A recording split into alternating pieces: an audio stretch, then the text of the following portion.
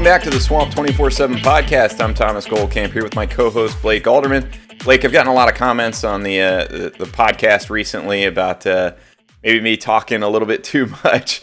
So I wanted to do an episode for a couple of reasons that focuses a little bit more on recruiting, which obviously is your area of expertise. It's a bye week, so I feel like that's a good week to do it. I guess, Blake, let's start off generally. Can you break us down where we're at in recruiting as far as rankings-wise and kind of where Florida's at this point in the cycle in terms of what they've done class-wise, what they still need to get done? Yeah, I guess let me start off first and foremost. Earlier this week, Florida lost a commitment from their top commitment in the 2022 class and four-star linebacker Shemar James. He's out of the Mobile, Alabama area. That was a big win for Florida back in June when he took that official visit. He took visits to Auburn and Alabama as well. He's taken an unofficial visit to Georgia this past weekend. It looks like the Bulldogs are a factor there. In-state Alabama is also a factor. They were a factor. They continued to recruit him even whenever he was committed to Florida. So, the need for linebackers, you look at Florida on the field this year. James has the size and the athleticism, which is really what you want in that Florida defense. Florida has had guys that are, bigger guys, but weren't quite athletic enough to kind of move around and play in space. Or they've had some of those guys that were more tweeners, needed to add some of the size there. So James was a big blow in the simple fact that he was a little bit of both. And top-rated guy in the class, right? Sure. Obviously that's a big blow too. Florida right now, they dropped down to number 17 in the team rankings right now. That's with currently holding 14 commitments. They've had some guys, 24/7 updated the top 247 this week. Isaiah Bond, Florida's four-star wide receiver commit, listed as an athlete, but will play wide receiver at Florida. He's now the top-rated commitment in the class. He's a top 100 guy. Julian Humphrey, four-star cornerback, out of the Texas area, is another top 100 guy now on the 24/7 Sports Composite. So those are two guys Florida has right now in the top 100. Just kind of another big bump from the rankings this week was four-star quarterback commit Nick Evers. He moves up from, I believe, like 197, somewhere around there, up to 119. So he's had a really good year this year so far. He missed a game with concussion protocol. Another game he only played like a quarter in there, and I think that was the game that he was originally hurt in. I think he's thrown somewhere around 1,600 yards, only one interception, has, I think, somewhere around 7 rushing touchdowns somewhere as well. So he's had a pretty good year. So, Florida going forward, some needs they still need to fill. Obviously, linebacker, losing a guy like Shemar James, that's a need for Florida. You look at the defense, that's an area where they really need to fill. Defensive back, I think that they've got, obviously Humphrey right now, but he's looking around at some schools like Texas A&M and Georgia. They have Jamarian Burt out of the Ocala area, but they need to add a safety. They want to add a safety. They've got some guys on the board right there. I think one safety is ideally kind of the target area for Florida. Cornerback, you look at Kyer Elam. I think if you're a betting man, you're betting that he's off to the NFL after this year. Safe bet. Yeah, that's a safe bet at least. I would take that one. But Florida needs to replace. They've got some guys that are pretty young, but continue to add bodies in there. Sure, Florida's going to be young next year, but you need to continue to add that depth.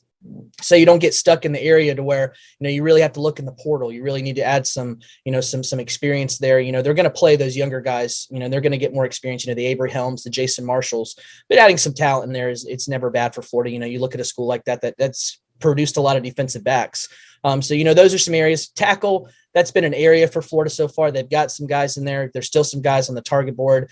You look at just Florida in general. You have a guy, like Richard Garage that goes down, you have some depth that's really not a lot of, experience in there. So I think continue to add.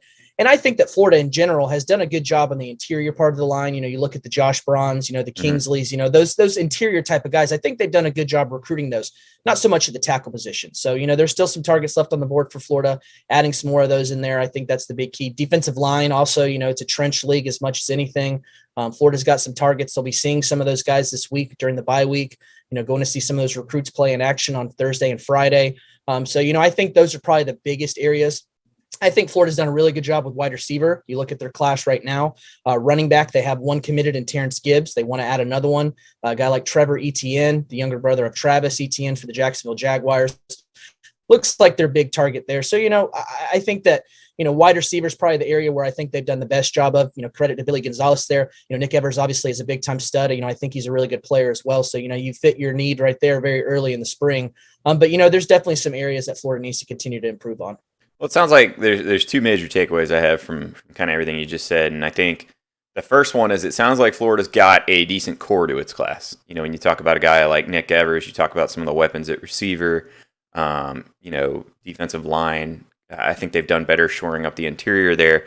But then the other part of that I hear is ranked 17th in the country, ranked 6th in the SEC. And you look at it, okay, if you're not top 5, you're not Alabama, Georgia, that's okay, right? Like you can live with that, in my opinion.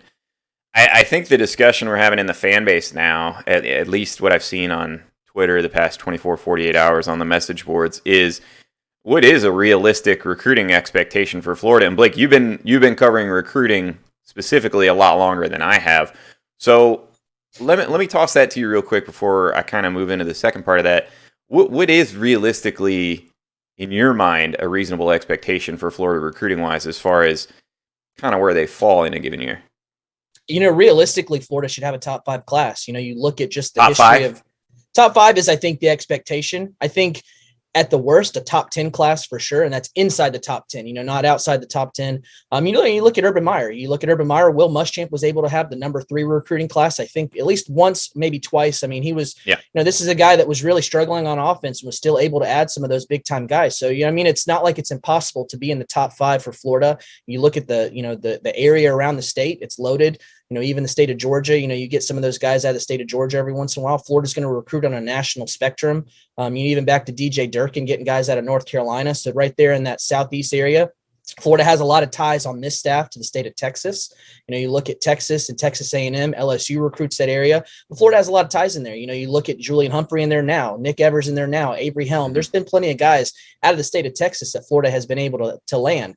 So I think that those areas right there, those are premier areas to where they produce quite a bit of talent. So I think top 5 is the expectation for Florida fans.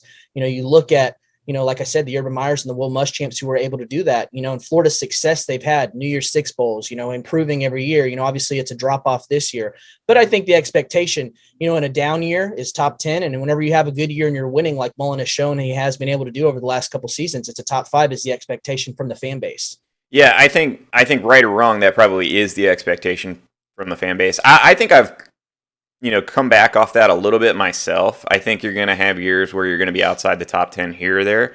I just think that needs to be kind of the aberration rather than the norm. You know what I mean? Like where having a class that cracks into the top 10 at number 9 shouldn't be like the celebratory kind of deal, right? Like that should be kind of, like you're saying, bare minimum expected. Right. And I guess the reason it matters is because, Blake, we're here in year 4 under Dan Mullen.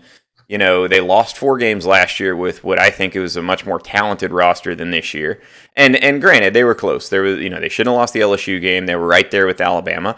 But that's the reality is you got a lot of games that can swing one way or another when you're playing an SEC schedule. You're seeing that this year. Florida has a less talented team. They're 4-3. And if you're looking at how does Dan Mullen's program take the next step, recruiting is such an obvious starting place for me. And when you see it on paper and you see, okay, Alabama's 1, Georgia's 2, again, those guys are recruiting lights out. I'm not saying that Dan Mullen needs to be recruiting top 1, top 2 classes. I don't think that's realistic. That's not who Dan Mullen is. I think Dan Mullen's a good enough coach, like where you're saying, if you can get a top 5 class every now and then, kind of be in that back end of the top 10 the rest of the time, I think you're fine. I think Dan Mullen's a good enough coach that he'll get you over the hump. The problem, Blake, is when you're sitting down there at 17 and you're starting to look and you've got Texas A&M's up there at 9. You got them on the schedule next year. LSU's number 11. You got them on the schedule every year. Missouri is now ahead of you at number 14. Right behind you, 2 spots, is Kentucky at number 19. 2 spots back. Both of those schools have 5-star commits, Kentucky and Missouri both. There you go. So you're seeing schools that Florida typically on the field never has an issue with. All of a sudden, Florida's right in their range in recruiting. And as good a coach as Dan Mullen is, I don't think he's a good enough coach to be able to consistently overcome having a schedule where you play 2 to 3 teams that are on paper the more talented team and probably favored to beat you, and then also not have slip-up games against the teams that are kind of in that area right around you, the number 19 Kentucky, number 21 Arkansas, number 22 South Carolina.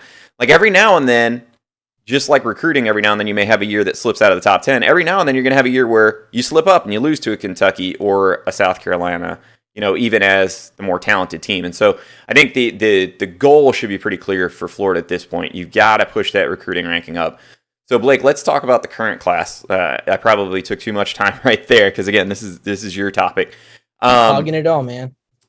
What I want to talk about is let's go through Florida's class. I went through and put a scholarship breakdown of where Florida's at, kind of by class, by position on Swamp 24/7. So I encourage you guys to go check that out if you're following along. For those that are watching on YouTube, we're going to do some new things with this podcast. I'm going to try to add graphics in there from our website of some of these prospects that Blake's talking about, make it a little bit more easy to follow. But Blake, let's start going through the class. Tell me position by position what Florida's got, what they can expect from certain guys, and whether or not you think they need more, and kind of who those targets are. Let's start right now at quarterback. I know you mentioned Nick Evers. Florida set there? Yeah, I think that's the one quarterback there. They could probably look at a preferred walk-on type of guy, but Nick Evers is their guy for Florida. That's the one quarterback they're going to take. They took two quarterbacks this past cycle, so that was more of a makeup for losing a guy like Jalen Jones. So Nick Evers looks like the only guy there. And I think the staff thinks a lot of him. He was kind of a sleeper diamond in the rough kind of guy earlier in this year. Continue to add more offers. He's really showing out this season. I believe last year was his first year starting on the varsity level, so he's really showing out. And he's playing above expectation, and I think that's why you're seeing him as a guy that's been a big mover in the last couple rankings updates. I know you mentioned running back. Florida has Terrence Gibbs. That was a really good get, 4-star guy that we kind of praised them on the podcast for back when he popped. You're looking at it, we still don't really know with like the super seniors what's going to happen. I think Florida theoretically could still go back if they wanted to and apply that extra year for Damian Pierce and Malik Davis. But if both of those guys leave, Florida only has 3 scholarship guys coming back. So in my opinion, probably need to add somebody to Gibbs. Who are they looking at? Correct. And I think that the guy right there to follow is 4-star running back Trevor Etienne. I mentioned him earlier, the younger brother of Travis Etienne. He'll actually be seen by Greg Knox on Thursday night. He has a game, so Greg Knox will be out in the state of Louisiana to see him play on Thursday night. He's going to be taking a pair of official visits. I don't know if more set, but the 2 known official visits for the month of November is Clemson the weekend of November 12th, and then he'll be at Florida the weekend Florida plays Florida State on the November 27th weekend. Those are 2 programs that, staples in there for him. He's really been recruited hard by Florida, again, with them looking for a second running back. And I think the big reason, not only for all the reasons you said Florida needs to probably add a second running back, just from guys leaving and guys returning what's on the roster, but Terrence Gibbs had a really serious injury in his junior year to where he missed his entire junior year. He hasn't played his senior year. And I think that's more of a precautionary type of thing. Sure, maybe the beginning of the season, he was still kind of rehabbing some things, but when you have a serious injury like that, I just don't think you want any setbacks, so he's more rehabbing, making sure everything's kosher for whenever he gets to Florida, all set to go there. But the simple fact of before he was at Winter Park High School, I'm talking about Gibbs, he was at Masters Academy, which is a smaller type of school. It doesn't really have the, elite type of games. You're playing these top tier type of guys, but he was running all over those guys. And granted, whenever you have a guy that's at a smaller type of school, lesser competition, you want them to put up video game type numbers. You want them to run and dominate. He did those things. But the knowing part of being at Winter Park, where he's at now, was really excited to see him in that junior year playing against a little bit higher competition. Unfortunately, we weren't able to see that with him having an injury so earlier in the fall part of his camp, and sitting out this year. So Florida was able to work him out in July. And he also, I believe it was just July, he did a private workout while he was at Friday Night Lights. So they were able to see him. They were able to kind of follow the injury, what they're getting out of them. So I don't think Florida would have taken his commitment if they weren't confident in where he's at and where he's at with his, rehabbing and can he contribute in the future. But that being said, you never know how injuries work out. You have a guy that you haven't seen him play against top tier competition. So mixing the fact that Florida needs it from a roster depth type of standpoint, but also you're not really totally 100% sure of what you're getting with Gibbs. You can look on tape and he's great on tape, from what he's put on for Masters Academy. But I think a safe bet of adding a second guy like a Trevor Etienne is really a good idea for Florida. And I think Florida has in their back pocket the fact that they're recruiting him hard. He has a good relationship with Dan Mullen, Greg Knox. He visited Florida back in June. The academics is something that's an appeal to him. The chance to play early whenever you're losing type, some guys that are, the Damian Pierces and the, possibly, the Malik Davis's type of guys. Florida's really run the ball really well this season. So I think that's another appeal there as well. But another appeal to the family is the fact that Trevor can be right up the road from his brother Travis, who's up there for the Jacksonville Jaguars. So it's kind of an area to where you can see both brothers, and that's an appeal to the family. Clemson, where Travis went, They have obviously, turned him into a first round draft pick. So I think those two schools, are definitely no brainers when you look at it. Georgia, they're pretty set on running back right now. Alabama, I'm not really sure where they fit into the mix. LSU, obviously where he's from, the state of Louisiana, going through a coaching change. So I think Clemson and Florida are the two teams to watch right there for him, at least right now. Receiver, yeah, I know that we both feel pretty good about that class right now. You got 3 guys, a lot of speed. Anything else needed there? Are there even a +1 type that Florida's looking at? Easily, it's 5-star Evan Stewart. That's the cherry on top for Florida there. If they don't land him, I'm not totally sure where the board shifts or if it does at all, whether that's the transfer portal, whether that's some other names. I think just for my gut feeling with no real intel there, Quan Lee, a 4-star wide receiver currently committed to UCF, plays for Buchholz High School right there in Gainesville. Could that be a guy they turn to? He's obviously visited and camped being right there in Gainesville. He played with Anthony Richardson whenever he was at Eastside before moving over to Buchholz. So that's a guy maybe to keep an eye on. For Evan Stewart, Texas and Florida have been the 2 main schools there. I actually put in a crystal ball to Florida coming out of a July visit where he took an official visit in June and an unofficial visit in July, really dominated at Friday Night Lights, has a great relationship with Nick Evers. They're 7-on-7 teammates. They're friends. Actually for Nick's birthday, I believe it was earlier this month or last month, they spent the weekend together, with some other friends. So, they're friends outside of playing 7-on-7. And I think there's an appeal of having Nick Evers on the same team as him, being friends, knowing what he can do on the field.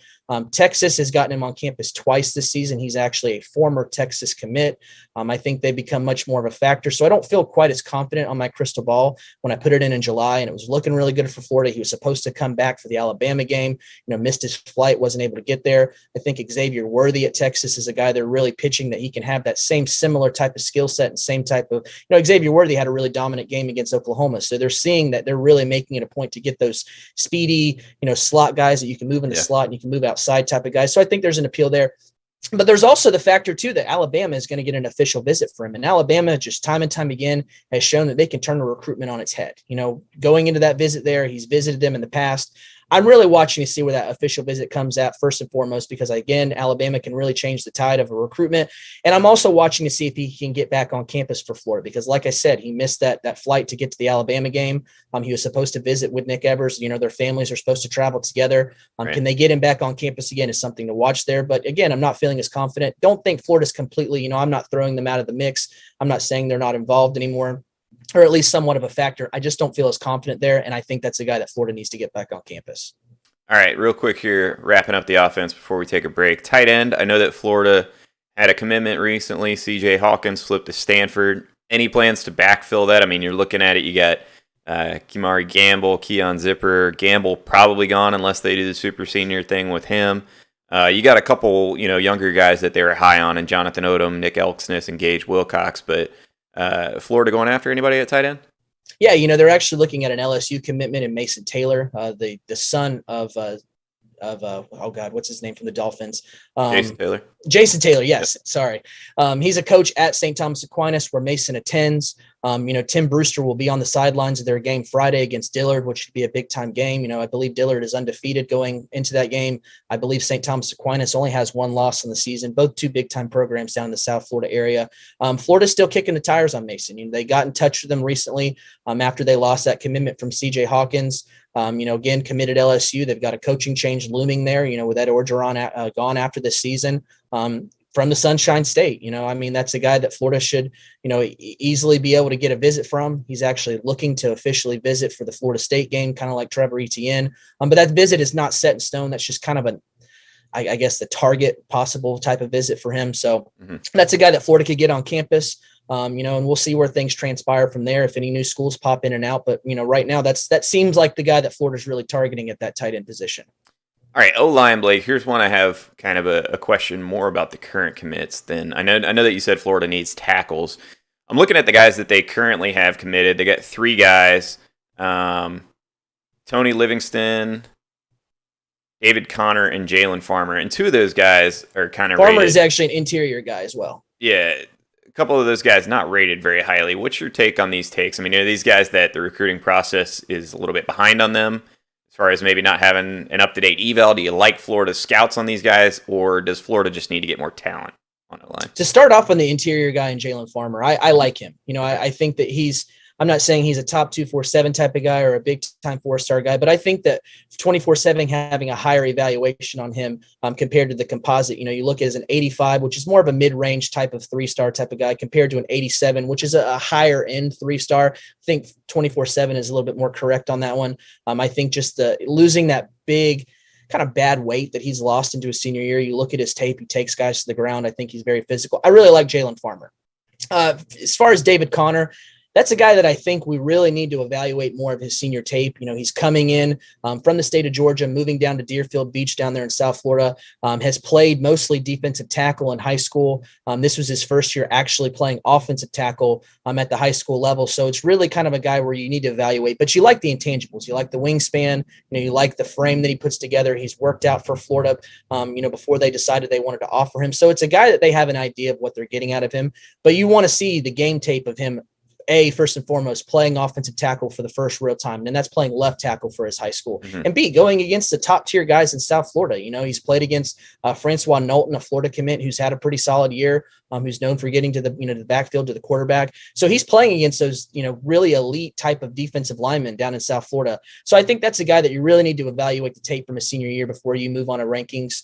Before you move him in the rankings, really get an idea of what's going on there. And I think that's kind of where we're at now. But heading into there, I like his ranking there. Again, you've got a guy that's playing offensive tackle for his first year. There's just not enough information, I think, to move him up or down or any kind of which way. Mm-hmm. Tony Livingston, I think, is an interesting guy because heading into the spring, around when he committed, he was somewhere around 260 pounds, had only played tight end, kind of a jumbo type of receiver for his high school, but he projected as an offensive tackle. 260 pounds, that's looking like an offensive lineman and an athletic one, mind you. Yeah. At that next level. Hasn't played for his high school. I believe if he played a couple games there, it was maybe 1 or 2. He's shifted to basketball. He's playing basketball now only for his high school. That was from his basketball coach at King High School. He's really dropped some weight there, so he's a little bit more slender. I want to say somewhere around like the 230, 225 type of range. So I don't think that's a guy that Florida's going to look at tight end. I think that's a guy that they're going to continue to try to bulk up, kind of keep his athleticism. But that's a guy that's going to need weight regardless of what happens with him. Whether you want to put him which way, it's just, to me, a guy that you need to continue to fill out. So he's not going to be an immediate impact guy, but Florida is looking at him at offensive line. I think maybe athlete, could they look at him? Uh-oh. Got you temporarily frozen. Give it 1 sec to get the feed to get back. Should be as a tight end. If my back alive? Hold on 1 sec. All right, I got you now. Sorry about that. Will they look at him as a tight end in the future? I don't know. I think it kind of depends more on the size, but I think ideally Florida wants to look at him as an offensive tackle, and he's going to have to continue to add some of that weight back. All right. Well, what I'm hearing there is you got 2 guys that are projects, and that's not new for what we've seen out of Florida in terms of O-line recruiting. I guess the concern is, you've done that kind of since John Hevesey's been here, and for the most part, a lot of those projects at least take a long time to pan out. Florida's probably going to need some guys to step in sooner. Blake, are there any blue chip type O linemen that they're going after real quick here before we take a break? Yeah, they're actually looking at 4-star offensive tackle Julian Armella, St. Thomas Aquinas guy like Mason Taylor that I mentioned before. He said that he will take an official visit to Florida at some point. No dates locked in there. LSU was looking like the team to beat very early on there. Obviously, another guy dealing with a coaching change. St. Thomas Aquinas has sent a couple offensive linemen that he's friends with over the years to LSU. So I think that was some factors there early on. Malik Agbo, a 4-star offensive tackle from out in the Washington area. West Coast guys, those are guys you don't bet on for Florida, but he's said in the past that he will take an official visit to Florida for the Florida State game. We'll see where things shake out there. I think he's fairly open with his recruitment. He's taken official visits to Texas. I believe he's taken a couple others. So Florida, really, that's the first visit you're ever getting for him. So really a lot of things hinge on that. That's a 4-star guy that Florida's looking at though. But past that, looking at blue chipper guys, those are really the 4-star type of guys that Florida's looking at right now. You've got some 3-star guys like Jacavian Nonar out of Bell Glades down at Glades Central, worked out for Florida, former Pittsburgh commitment. visited for the Alabama game. I think that's the guy that seems into Florida right now. He was, I guess, suspended, or there was some reason why he wasn't able to play the first part of this season, but he's getting some tape now. They're evaluating that, seeing where things go for there on him. A guy that I really like, and a guy that I was really glad that Florida offered, Matthew McCoy, up there in the St. Augustine area for Florida. He plays at Creekside High School. He's just been a man on fire these last couple months, offer after offer after offer, really adding some. He has offers from the Big Three in Florida. Florida offered him when he visited for the Vanderbilt game, came away naming Florida his leader. I actually have a crystal ball for Florida on Matthew McCoy right now. This coming weekend, he's off this week for a bye week. He'll be at he'll be at Ole Miss for the LSU game for his first official visit. So we'll see how things go there, because, Florida, you can get guys that you lead for. They take some visits. Can you close out on them? Yeah. Florida's going to take that official visit with him. I believe he'll be in there the weekend of December 10th. So I think Florida is in a great spot with him now. We'll see where the visits, how they transpire, which ones he takes, which ones he locks in. Maryland is one he's mentioned wanting to take. No dates there. So far, Florida and Ole Miss are the only two visits he's got set up there. Ramir Lewis is a guy that I don't know a ton about as far as game film, because he's a guy that reclassified from the 2021 class to the 2022 class, originally from the Detroit area, I believe, now at American Collegiate Academy down there in Clearwater. He's visited Florida a pair of times. Florida's been the named leader for him as well. I think that's the guy that Florida really wants to see where things play out with some of these other guys on the board right now. But he's obviously continuing to visit. At least he's saying that he's planning to take an official visit later this year, sometime in December. I haven't heard of a date locked in there. So as far as 4-star blue chipper types of guys, Malik Agbo, Julian Armella, and then it's a couple 3-star targets. But again, I really like Matthew McCoy, and I think there's a lot of upside with him right now. Sounds like they got some good targets. You just got to close on them, and that's kind of been the story for Florida. And to Dan Mullen's credit, they have closed well in past years. I mean, Josh Braun's a guy that they pulled very late in a certain cycle, and they've done that here and there, but I think there's no question you need to get an impact guy on the O-line. And then, you mentioned ATN's probably a really, really good prospect to look for at running back. So, Blake, let's take a quick break, and then I want to attack it on the defensive side of the ball with you, figure out what Florida's looking at over on that side. So, right after this break. Welcome back to the Swamp 24/7 podcast. I'm Thomas Goldkamp here with my co-host, Blake Alderman. We're going through Florida's 2022 recruiting class right now, kind of looking at the guys that Florida already has committed, how Blake feels about those guys, regardless of ranking. Blake is able to see a lot of these guys in person playing in their high school football games and kind of evaluate them. So a lot of times, there's guys that end up ranked a little bit lower that maybe are better takes. And then, frankly, there's sometimes guys that are ranked a little bit higher that Blake's like, I don't know if so we're getting kind of a pulse on that.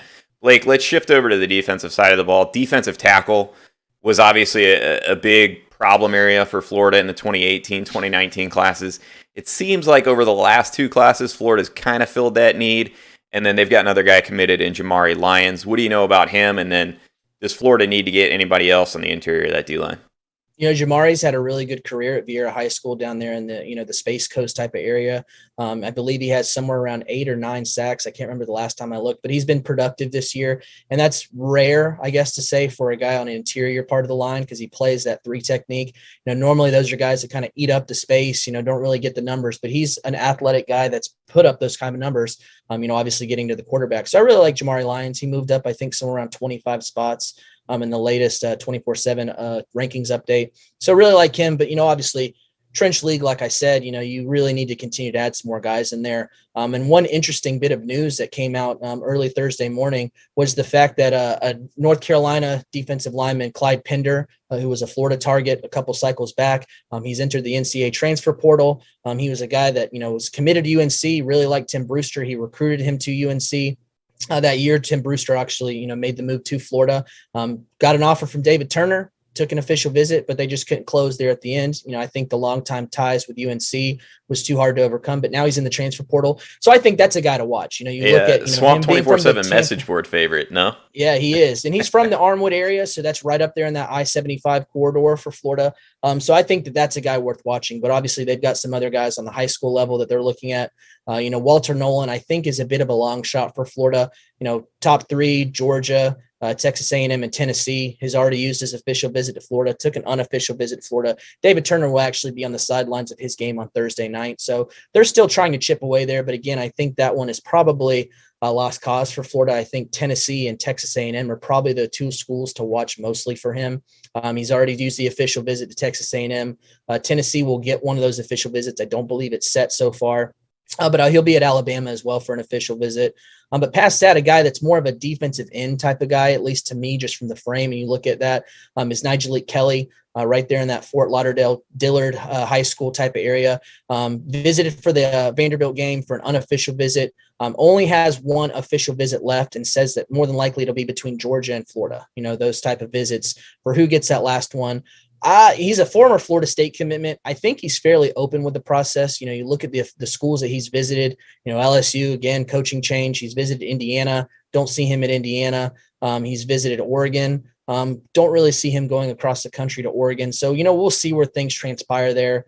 Florida State seems like they're kind of trending away there. It's such a hard deal to get a guy to come back into a class. So we'll see what happens there. Chris McClellan is a guy that I think Florida fans need to keep an eye on. He's a 4-star defensive lineman, an interior type of guy, probably more in the mold of a Zach Carter to where you can throw him at the end. But I think his best bet is, well, maybe I guess more the opposite of Carter, because I think McClellan is more of a bread and butter guy for the 3 technique, but he has that same mobility to move across the line like a Zach Carter.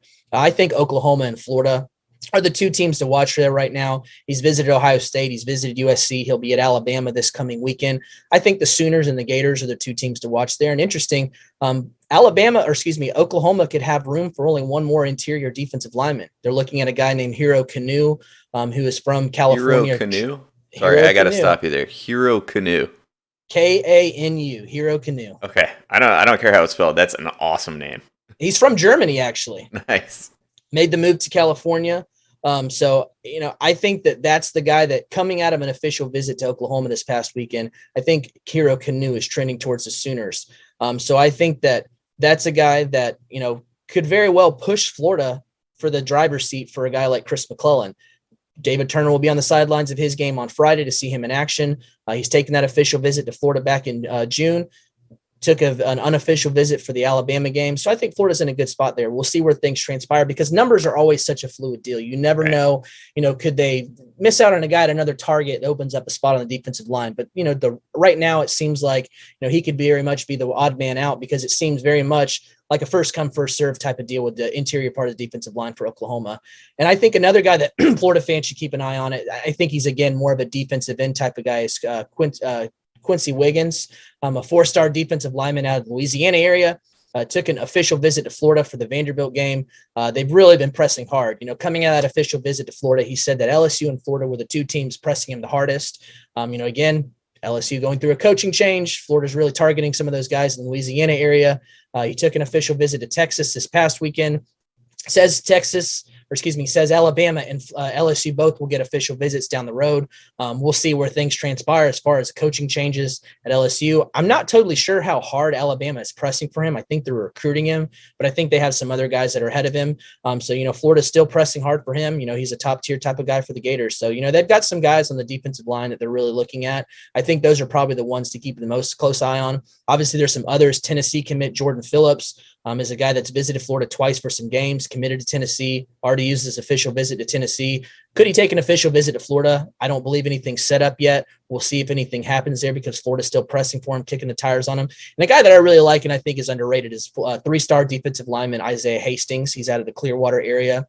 From Canada originally, made the move down to the Clearwater area this year, having a really solid year. Alabama's offered, really a lot of big time schools are starting to offer. Georgia, Florida, a lot of schools are really taking a look at him.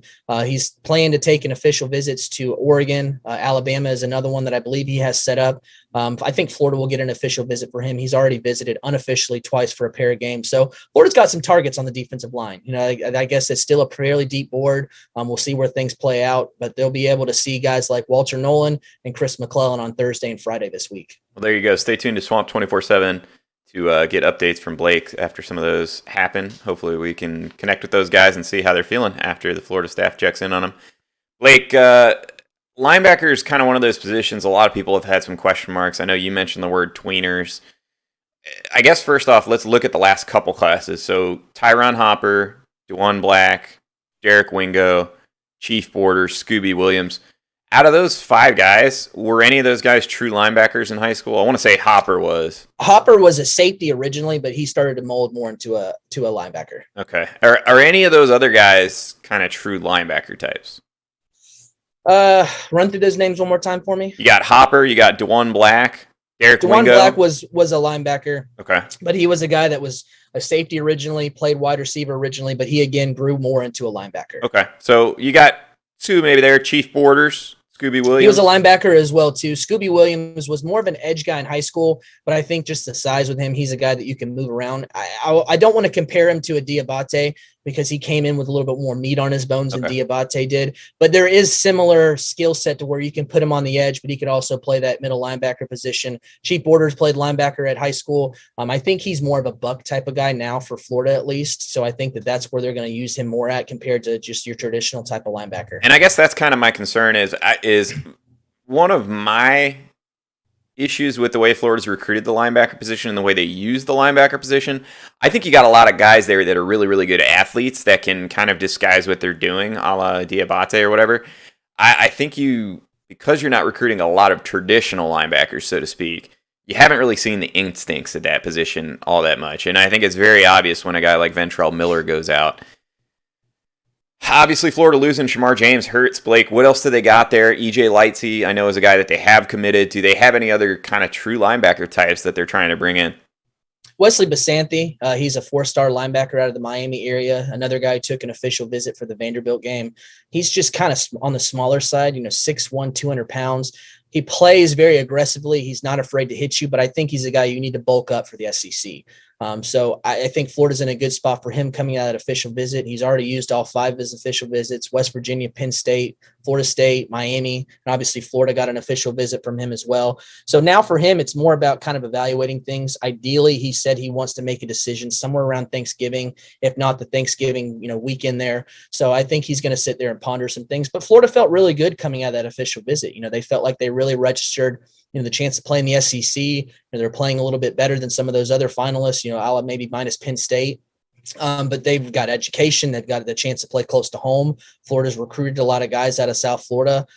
Spent time with Randy Russell, who, kind of showed that, even if something, God forbid, happens while you're on the field, you're still taking care of it, Florida. So I think that was, there were a lot of positives. They really impressed the family. I've heard the dad was really impressed with Florida as well. So there's a lot to like about Florida in this recruitment. There's been some mixed signals of, are they recruiting him hard? But Florida's actually turned the heat up quite a bit for quite a while for him. So they were recruiting him before the Shemar James incident, and they're recruiting him pretty hard, trying to add some more of those guys in that linebacker room. And I think you see them kick it up even more of a notch, now that obviously Shemar James is back on the market. Jerron Willis is another guy I think worth keeping an eye on as far as Florida recruiting them at linebacker.